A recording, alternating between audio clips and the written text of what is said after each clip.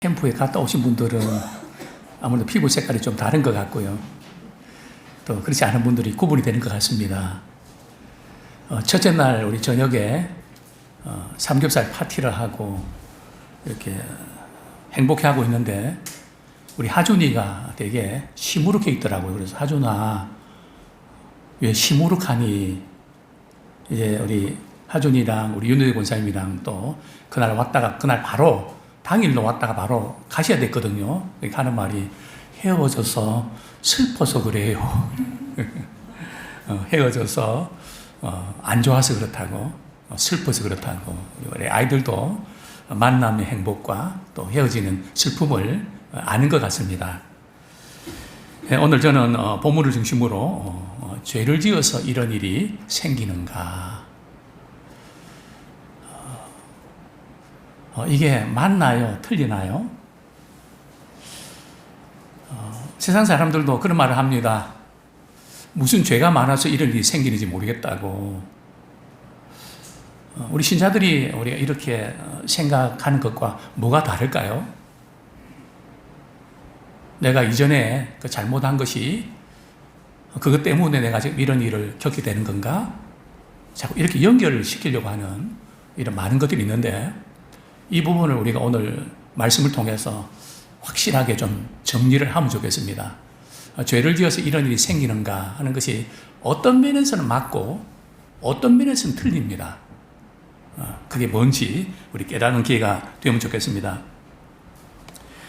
미국의 개척 시대에 아주 잔인한 형벌이 있었는데요. 양을 도둑질하는 도둑들이 많이 있었다고 그럽니다. 그렇게 해서 양을 도둑질하는 사람한테는 이마에 말이죠, 불로 치져갖고 ST라고 하는 이렇게 그걸 새겼다고 합니다. 어떤 두 사람이 양을 도둑질하다가 들키고 말았습니다.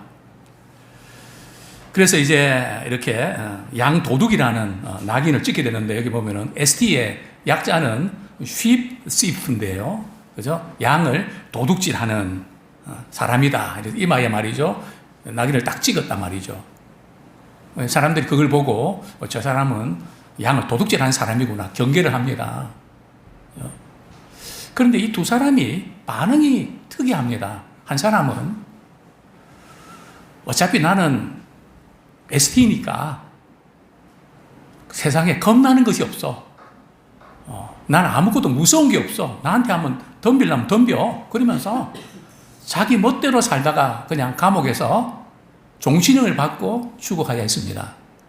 또 다른 한 사람은 자신이 잘못한 것을 깨닫고 거기서 또 감옥에서 예수님을 믿고 어떻게 하면 하나님을 기쁘시게 하면서 살 수 있을까? 그러면서 살아갔습니다. 슬픈 일 겪은 사람들, 또 아픈 사람들 돌봐주고, 또 그리고 주변에 있는 분들에게 또 많은 도움을 주고, 사람들이 너무 귀하게 여깁니다.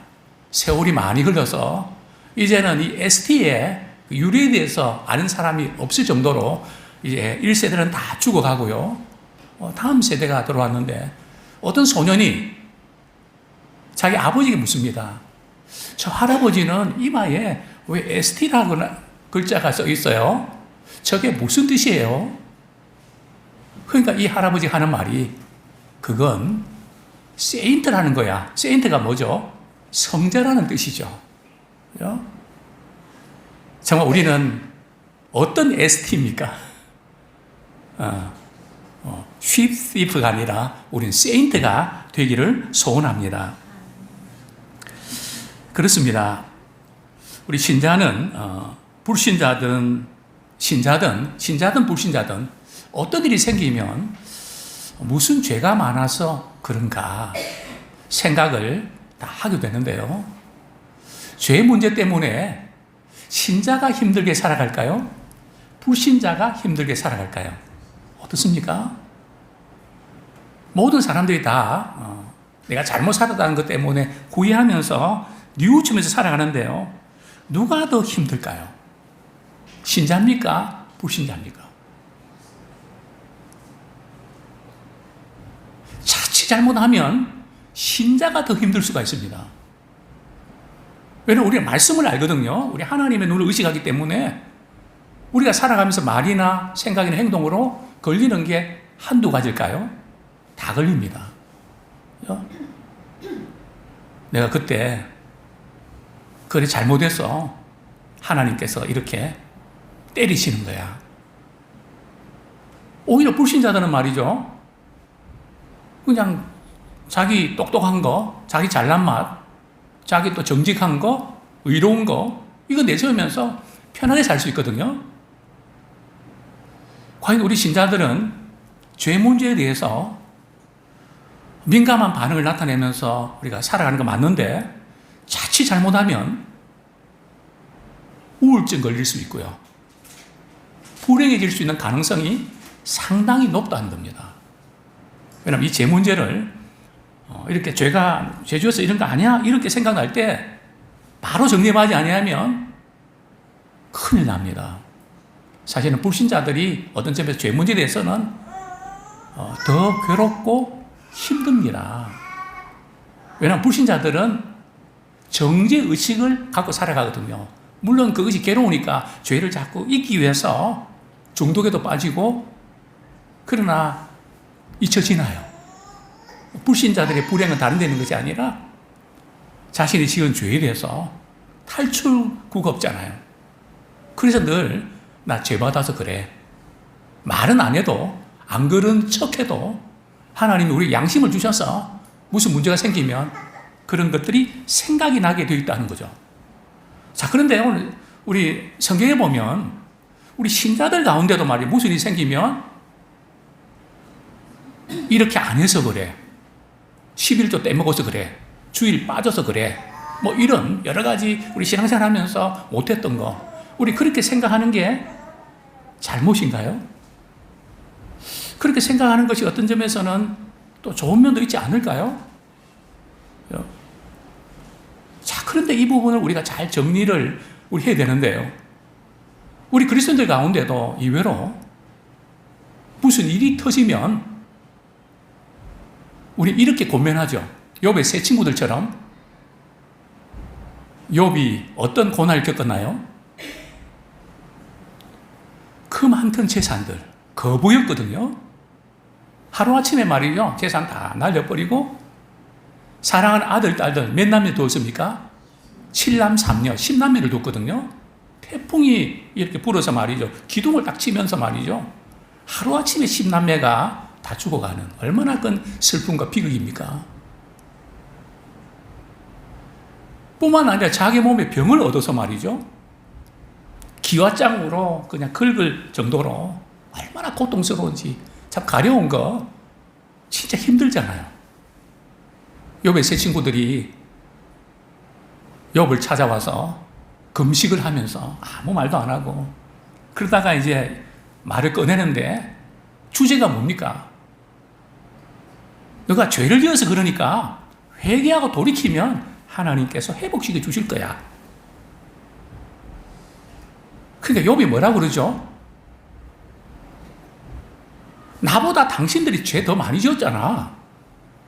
나는 그래도 당신들보다는 깨끗하다라고. 그거 아니잖아. 뭐가 아니야? 네가 잘못해서 일을 당하는 거지. 아니 땐 굴뚝에 연기 나나?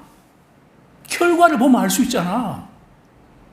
욥은 뭐가 이게 아닌데 하면서도 뭐 말로 어떻게 변명할 거리가 없단 말이죠.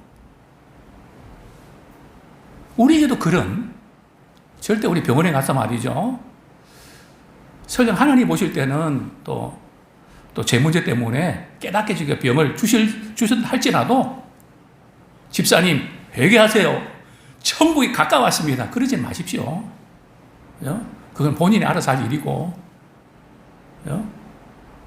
우리 역시 잘못 살아서 또 심지어 어떤 분 그러더라고요.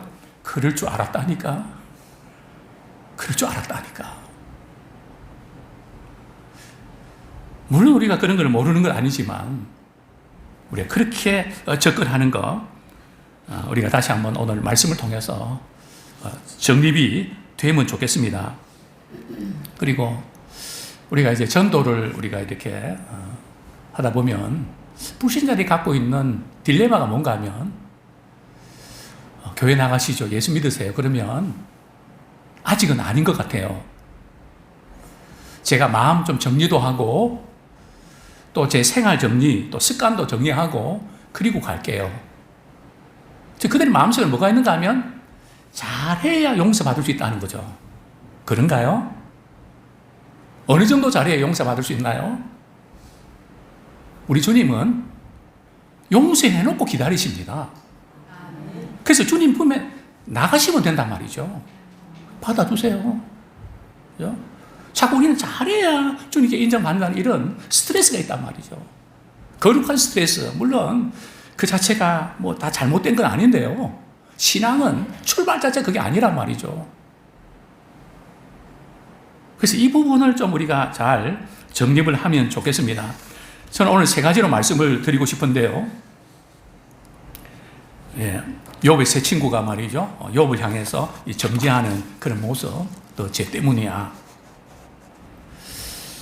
먼저 우리가 이해해야 될 부분들이 형벌과 징계의 차이를 이해하셔야 됩니다.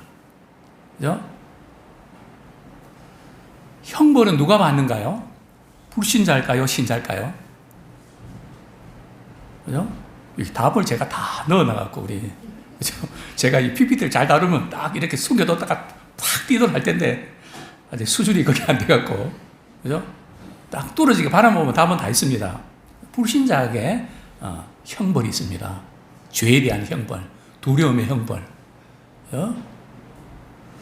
저는 이것을 이렇게, 이걸 어떻게 설명할까? 오늘 이제 아침에 강대상에서 하나님, 이거 어떻게 좀 설명해야 우리 성도들이 잘 이해하기 쉽겠습니까? 그때 그런 생각을 하게 하시더라고요. 제가 이제 어렸을 때, 뭐 우리 다 연세 드신 분들, 우리 남자들은 우리 자치기를 하고요. 여자들은 우리 고무줄 뛰기를 하지 않았습니까? 뭐 놀거리가 별로 없었으니까요. 제가 자치기를 엄청 잘했거든요. 다 날렸는데 말이죠. 저 옆집에 말이죠. 창문에 딱 부딪히면 땡그랑 소리가 나는 거 있죠. 제가 어떻게 했을까요? 도망쳤죠. 어디로요? 집으로 도망쳤죠. 그리고 제 방에 문을 딱 잠그고 말이죠. 그때 가슴이 어땠을까요? 가슴이 막 뜁니다. 아니나 다를까 벨소리가 띵동 울리면서 말이죠. 그 집에 아줌마가 찾아왔습니다. 저는 그때 그 순간 죽는 줄 알았습니다. 얼마나 무섭던지. 그리고 한 10분 정도 저희 어머님하고 막 이야기를 하면서 말이죠. 그분이 이제 문을 닫고 가는 소리가 들립니다.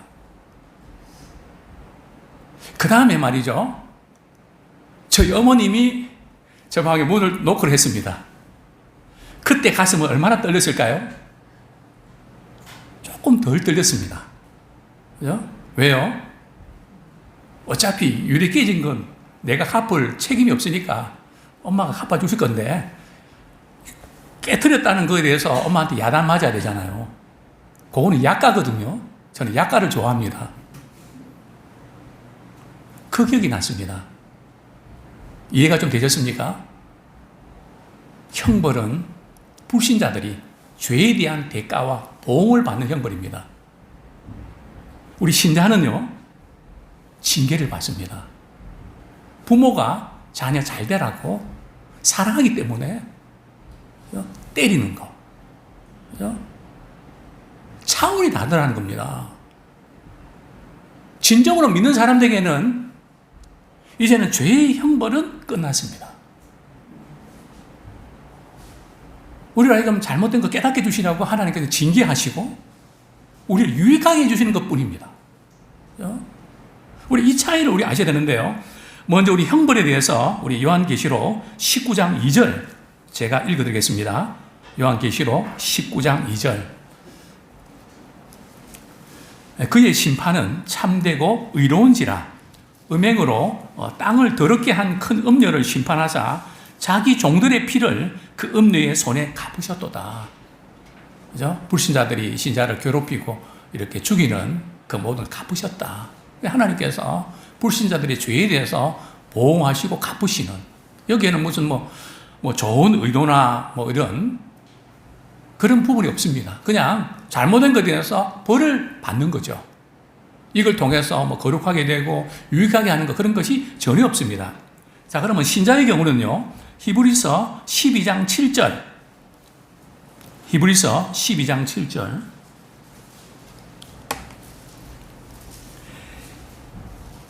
우리 찾으신 분들은 같이 한번 읽겠습니다. 시작. 너희가 참음은 징계를 받기 위함이라. 하나님이 아들과 같이 너희를 대우하시나니 어찌 아버지가 징계하지 않는 아들이 있으리요. 우리는 하나님의 자녀란 말이죠. 우리가 잘못했을 때도 하나님은 누구같이 대우한다고요? 하나님의 아들같이, 하나님의 딸같이 그렇게 대우하신다는 거죠. 부모가 자녀에게 잘못된 것 이렇게 야단치고 또 매를 가할 때 차원이 이제 완전히 다르다는 겁니다. 그런데 아버지가 자녀를 징계하지 않는 경우가 있나요? 반드시 징계가 있습니다. 징계가 또 필요합니다. 그렇지 아니하면 성숙한 자녀로서 클 수가 없죠. 자, 그렇게 보면 불신자가 죄를 지어서 고통당하는 거나 신자가 죄를 지어서 고통당하는 거나 좀 비슷하게 좀 보이는 그런 것 같습니다. 그러나 차원이 완전히 다르죠. 대상도 또 완전히 다르고요. 우리가 신구약을 보면 형벌은 어느 쪽에 좀 많은 것 같습니까? 구약입니까? 신약입니까? 비교적 좀 구약이 많은 것 같죠. 그죠? 그럼에도 불구하고 우리 하나님께서는 이스라엘 백성들이 잘못하면 때리기도 하시면서 그들에게 자비와 긍휼을 잃지 않으십니다. 그죠? 근데 구약에서도 죄에 대해서는 형벌하시지만 하나님의 은혜와 자비는 여전히 겸하여 이렇게 그들을 대하고 있음을 보게 됩니다. 신약뿐만 아니라 구약에서도 아브라함이 의롭다 여김을 받은 것도 하나님의 은혜로 믿음으로 말미암아 의롭다함을 받게 된 거죠. 그렇습니다. 이 형벌은 목적이 있는데요. 목적이 뭘까요? 왜 세상에서도 우리 형벌을 주잖아요. 왜 형벌을 줄까요? 그냥 때려서 죽으라고 이렇게 형벌을 주는 걸까요? 그건 아니거든요. 잘못한 것을 때려서 회복시켜 주시려고, 그 다음 두 번째는 말이죠. 미래에 죄를 짓는 것을 예방하기 위해서. 그래서 형벌을 가하는 거거든요. 자, 그렇습니다. 켈빈은 말이죠. 이 지금 형벌의 심판과 징계의 심판의 차이를 이렇게 설명합니다. 형벌의 심판은 하나님께서 그의 원수들을 향하여 복수하시는 심판인데 반해, 그죠? 하나님을 대적하는 사람들 중에서 보복하는 그런 심판인데 반해 징계의 심판은 형벌 혹은 복수라기보다는 오히려 교정과 훈계로 보아야 할 것입니다. 형벌의 심판은 말이죠, 재판관이 그 사람의 그 죄의 경중에 따라서 이렇게 형벌을 적용시키는 데 비해서 우리 이제 징계의 심판은 참 아버지가 하는 건데요. 아들이 잘못했을 때 교정시키는, 더 조심하도록 하기 위해서 벌을 주는 차원이 다르다는 겁니다. 또한 이제 우리 고대의 크리소스톰이라는 유명한 분이 있는데요. 아들도 채찍으로 맞고 노예도 채찍으로 맞습니다. 그러나 노예는 자신의 과실 때문에 벌을 받는 것이요, 아들의 경우는 자인으로 아들로서 징계가 필요해서 맞는 것입니다. 아들에게는 매를 맞는 것이 시를 통한 교정의 계기가 되지만 노예에게는 그저 징벌과 형벌뿐입니다. 그래서 항상 우리 이 부분을 늘 기억하셔야 됩니다. 부모가 자녀를 때리는 것처럼 하나님은 우리를 징계하신다는 거죠. 우리 아이들이 밖에 나가서 놀다가 말이죠. 들어오면 부모님들 반드시 손을 씻으라고 그럽니다. 왜 그럴까요? 손을 씻지 않으면 쇠군이 이렇게 묻어서 말이 병에 걸리니까. 또 뭐 끈적끈적하게 이렇게 묻어 있는데 집에 들어와서 마시면 다 그게 안 좋아지니까, 오염되니까. 하나님께는 죄의 오염을 막기 위해서 때로는 징계하시는 겁니다. 그래서 우리 그리스도인들은 형벌은 없고요, 징계만 있다는 사실을 우리 기억하셔야 됩니다. 자, 그러면 사울왕은 어떨까요? 다윗왕은 어떤 걸까요?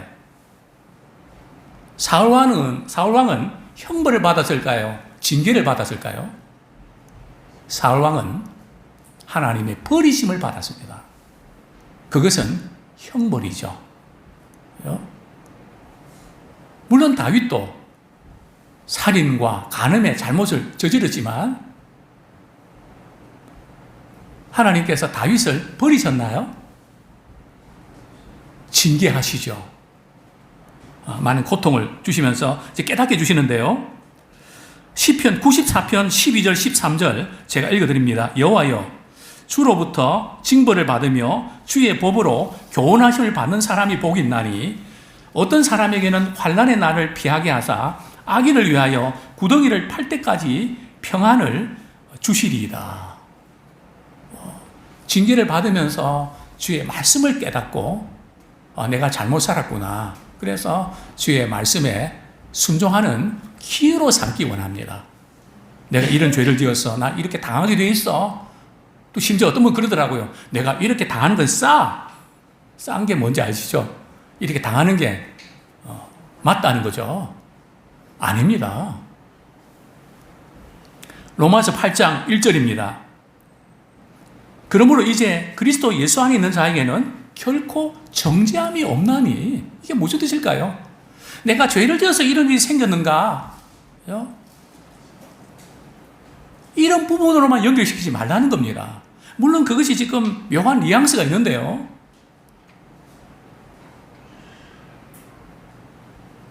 그리스도 예수 안인 자는 이제 말이죠. 예수 믿을 때만 아니라 이제, 믿고 난 이후에도 이제 결코 정죄함이 없나니. 왜요? 이는 그리스도 예수 안에 생명의 성령의 법이 죄와 사망의 법에서 너를 해방시켰다. 우리가 예수 믿기 전에는 죄와 사망의 법, 율법의 법에서 우리는 죽을 수밖에 없는 존재였습니다. 그러나 예수 그리스도를 믿는 순간 그리스도 안에 들어와 있거든요. 죄와 사망의 법이 우리에게는 적용이 안 됩니다. 우리에게는 어떤 법이 적용되죠? 생명과 성령의 법이 우리에게 적용된 줄 압니다. 우리 신앙생활은 적용을 잘 시켜야 돼요. 우리가 말은 맞는데 적용을 말이죠. 사랑을 해야 될 때 공의를 적용을 시키고, 공의를 적용시킬 때 사랑을 적용시키는, 무언가 우리의 적용을 잘못하는 경우도 있는데 우리 이 부분을 바르게 정립하기를 원합니다. 두 번째로 제가 말씀드리고 싶은 것은 아마 이런 생각을 하실 겁니다. 신자들의 죄의 형벌이 끝났다면 죄를 좀 쉽게 지어도 되지 않을까? 네? 죄의 형벌이 있다고 해야 두려워서 죄를 안 짓는 거 아니야? 그게 오히려 안전장치가 되는 거 아닐까요? 바로 이제 이 대목을 우리가 또 한번 적용을 하고 정립을 하면 좋겠습니다. 갈라디아서 3장 13절 14절 오늘 본문인데요. 먼저 13절 제가 읽어드리겠습니다. 그리스도께서 우리를 위하여 저주를 받은 바 되사 율법의 저주에서 우리를 속량하셨으니 기록된 바 나무에 달린 자마다 저주 아래에 있는 자라 하였습니다. 이는 그리스도 예수 안에서 아브라함의 복이 이방인에게 미치게 하고 또 우리로 하여금 믿음으로 말미암아 성령의 약속을 받게 하려 함이라. 왜 우리에게 죄로 인한 저주의 형벌이 끝났는가? 그 이유가 말이죠. 바로 여기 있습니다. 우리가 받아야 될 저주의 형벌을 누가 대신 받으셨다고요? 예수 그리스도 그분이 대신 받으셨다. 어디에서요? 십자가 위에서요. 죄의 싹은 사망이거든요. 우리가 죄 때문에 죽어야 되고 늘 우리는 무슨 일이 생기면 내가 이게 죄 받아서 그래 이런 생각을 치울 수 없는 우리 아닙니까?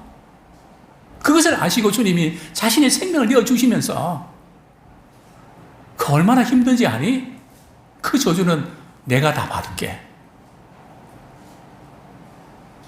너희들은 거기에 매여서 일평생 불행하게 살지 마. 그래서 율법의 저주에서 우리를 어떻게 했다고요? 속량하셨으니 거기서 건져내셨단 말이죠. 우리가 과거, 현재, 미래에 우리가 짓는 죄에 대해서 형벌을 말이죠. 주님이 대신 다 가져가셨습니다. 그거 우리가 아셔야 돼요. 그렇다고 해서 그러면 내가 죄를 이렇게 쉽게 지어도 되겠네. 참 그런 문제들이 우리가 남아있는데요. 그렇습니다. 우리 예수님이 우리를 위해서 우리가 져야 될 저주를 다 당하셨는데 그래서 우리가 이렇게 우리 잘못해서 어떤 어려움이 생길 때 우리는 사람들은 창피하고 물질적 손해보고 그것 때문에 아픈 것보다는 말이죠. 주님이 내 죄 때문에 우리를 죄에서 속량하시기 위해서 생명 주셨는데 또다시 내가 예수님을 십자가에 다시 못 박는구나. 그 사랑을 아는 분이 죄를 쉽게 지울 수 있을까요? 근데 그럴 수가 없죠. 정말 예수님이 십자가 위에서 당하신 고통은 육체적인 고통이고요. 버림당하는 정신적인 고통이고요. 하나님과 단절되는 영적인 고통이었습니다. 주님이 나를 새 사람 만드시고자 영원한 생명 주시고자 어떤 대가를 치르셨는데 그 사랑과 그 은혜를 우리가 기억하면 난 죄의 형벌을 주님 다 이렇게 해결하셨으니까 나는 죄 지어도 돼. 이제 그럴 수가 없다는 거죠. 우리 주님 십자가 지시면서 우리는 저주에서 축복으로 아브라함의 복이 말이죠. 우리에게 미쳤는데 그 복은 두 가지입니다. 믿음으로 의롭다함을 얻는 생명의 복이죠. 그리고 성령의 약속을 받는 참 우리 안에 성령님 계시고 성령의 충만한 은혜를 주셔서 늘 위로와 인도하심 받는 이런 복을 받게 된 것입니다. 우리는 하나님께서 우리를 이처럼 사랑하시기 때문에 우리는 하나님을 사랑하고 또 이웃을 사랑하고 섬기는 마음을 우리가 갖게 됩니다. 또 사랑의 우리가 징계를 이렇게 우리가 받을 때도 우리는 이렇게 그것을 받아들입니다. 고린도전서 11장 32절 고린도전서 11장 32절 우리가 판단을 받는 것은 주께 징계를 받는 것이니 이는 우리로 세상과 함께 정죄를 받지 않게 하려 하십니다. 분명히 말씀하셨잖아요. 우리가 분명히 죄로 인해서 징계받지만 세상 사람들처럼 그렇게 정죄를 받지 않는다는 거죠. 그 죄에 대한 형벌은 끝났다는 거죠. 또 잠언 3장 12절에 보면 대저 여호와께서 그 사랑하시는 자를 징계하시기를 마치 그 아비가 그 기뻐하는 아들을 징계한 같이 하시느니라. 하나님의 그 징계는 말이죠. 그 아버지가 그 아들 말이죠. 참 기뻐하는 그 아들을 징계함 같이 사랑으로 또 때리고 나서도 마음 아파하시는 그런 하나님의 심정을 우리는 깨닫기 원합니다. 히브리서 12장 7절 8절 우리 아까 말씀을 읽었는데요. 제 아버지가 징계하지 않은 아들이 있으리요. 징계는 다 받는 것이니 것이거늘 너에게 없으면 사생자요 친아들이 아니니라. 이제 과거에 잘못한 것 때문에 지금 형벌을 받고 있다는 것에 속지는 마십시오. 제가 이제 한 달 전부터 읽었던 책이 일상에서 만난 교리라는 그 책에 보면 하나님께서 형벌을 위해서 내 미래를 사용하지 않으십니다. 우리는 과거를 복구하는데 내 인생을 쓰지 마십시오. 과거에 잘못한 거 그거 그냥 회복하려고 하지 마십시오. 우리는 주님이 십자가 지시면서 우리는 그 죄를 깨닫고 또 우리가 잘못했을 때 그것을 통해서 계기로 삼으십시오. 계속 그 연장선에서 괴로워하거나 그 죄의 종로를 하지 마십시오. 이제는 과거를 복구하지 않아도 됩니다. 오늘부터 벌어지는 삶의 모든 여정은 형벌이 아니라 내 삶의 모든 상태를 하나님께 유익하게 하시기 위해서 만들어 가시는 과정입니다. 그것을 딱 붙잡고 우리 나가시는 우리가 되기 원합니다. 참 이런 예를 들고 싶습니다. 우리 신랑 신부가 말이죠. 결혼 이제 청첩장 만들고 이제 시간이 참 빨리 갑니다. 어차피 이제 결혼하기 약속도 해하고 이제 결혼식 날짜도 잡아놓고 결혼식까지 어떻게 준비하죠? 어차피 내 남편, 내 아내이기 때문에 뭐 대충 그렇게 해도 되는 거 아닙니까? 근데 제가 알고 보니까 말이죠. 신랑 신부들이 말이죠. 체중 관리를 하더라고요. 헬스도 다니고요. 피부 관리도 하고요. 어차피 내 아내, 내 남편인데 꼭 그렇게까지 해야 되나요? 해야 되죠. 왜요? 결혼식 우리 아름답게 축복되게 준비해야 되잖아요. 그렇습니다. 하나님의 사랑을 받은 우리들은 더 주님 사랑하고 더 주님의 기쁨 되기 위해서 우리가 몸부림치면서 살아가야 될 줄로 믿습니다. 마지막으로 우리가 징계를 어떻게 받을까요? 징계를 우리가 잘 받아들이는 지혜가 필요한데요. 성경도 이렇게 말씀합니다. 우리 히브리서 12장 5절에 보면 잠언 우리 3장 11절 12절 제가 읽어드리겠습니다. 먼저요. 내 아들아 여호와의 징계를 경히 여기지 말라. 그 꾸지람을 싫어하지 말라. 대저 여호와께서 그 사랑하시는 자를 징계하시기를 마치 아비가 그 기뻐하는 아들을 징계한 같이 하느니라. 그러니까 하나님의 징계를 어떻게 여기지 말라고요? 경히 여기지 말라는 것은 가볍게 여기지 말라는 거죠. 뭐 어떻게 여기는 게 가볍게 여기는 겁니까? 뭐 살다 보면 다 그럴 수 있는 것이지. 그렇게 여기지 말라는 거죠. 분명히 하나님께서 우리가 잘못한 것에 대해서 우리 징계해서 깨닫게 하시거든요. 그럴 때 제대로 우리가 깨닫는 기회로 삼기 원합니다. 또 아프게 받아들일 것은 아프게 받아들여야 되죠. 세월이 다 해결해 주시겠죠. 절대 믿는 사람들은 세월이 약이 아니라 독이 될 수 있습니다. 뭐 슬픔은 좀 그럴 수 있지만 하나님께서 나에게 이런 걸 깨닫게 하시려고 하시는구나. 그거 다 깨달으면 된단 말이죠. 거기에 민감하셔야 됩니다. 두 번째는 말이죠. 반대로 히브리서 12장 5절에 보면 징계를 받을 때 그만 낙심하고 마는. 12장 5절에 보면 내 아들아 주의 징계하심을 경히 여기지 말며 그의 꾸전을 받을 때 뭐 하지 말라고요? 낙심하지 마라. 하나님이 사랑하신다면 어떻게 이럴 수가 있을까? 마치 버림받은 자인 것처럼 하나님의 은혜를 그냥 뒤집지 말라는 거죠. 때로는 부모가 자녀 때릴 때 있습니다. 제가 이전에도 그런 말씀 드렸습니다. 뭐 제가 그렇게 많이 맞진 않았는데요.